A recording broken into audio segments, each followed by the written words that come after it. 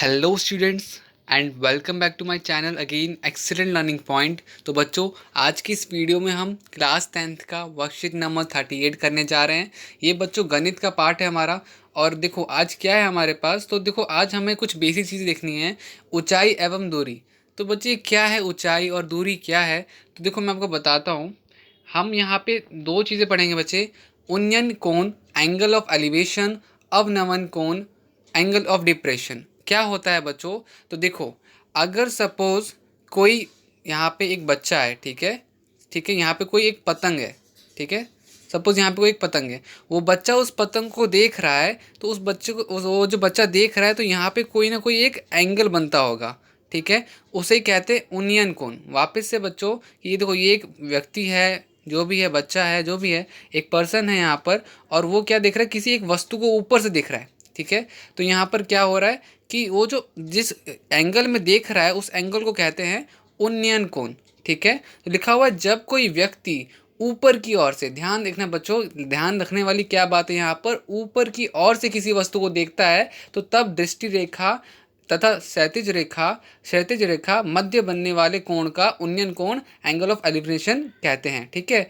तो angle of elevation या उन्नयन कोण किसे कहते हैं, जब हम नीचे से ऊपर की ओर किसी चीज़ को देखते हैं और एंगल बन रहा होता है मेरा। वापस से बोल रहा हूँ बच्चों, नीचे से ऊपर की ओर, ठीक है, नीचे से ऊपर की ओर जाकर कोई जो एंगल बनता है मेरा, उसे कहते हैं, ठीक है।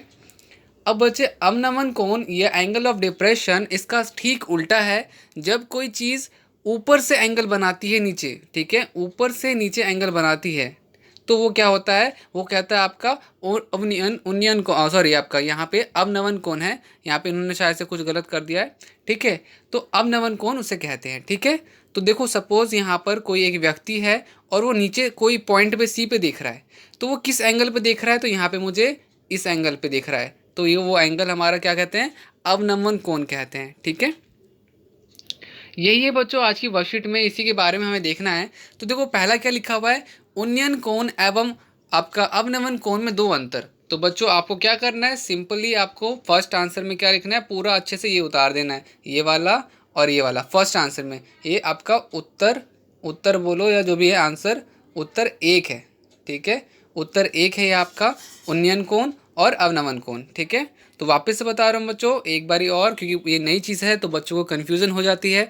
तो जब कोई व्यक्ति नीचे से ऊपर की ओर कहीं पे देखता है, या फिर नीचे से हम ऊपर की ओर का मान लेते हैं, तो वहाँ पर हम एंगल को क्या, जो एंगल बन रहा होता है उस वक्त, उसे हम क्या कहते हैं, उन्नयन कोण कहते हैं। और ठीक इसका उल्टा, जब कोई व्यक्ति ऊपर से नीचे की ओर देखता है और तब जो एंगल बन रहा होता है बच्चों, तो वो जो एंगल बन रहा होता है उसे कहते हैं अवनमन कोण, ठीक है।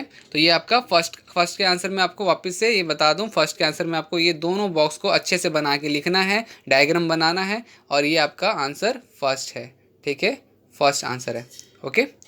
तो ये हो गया आपका।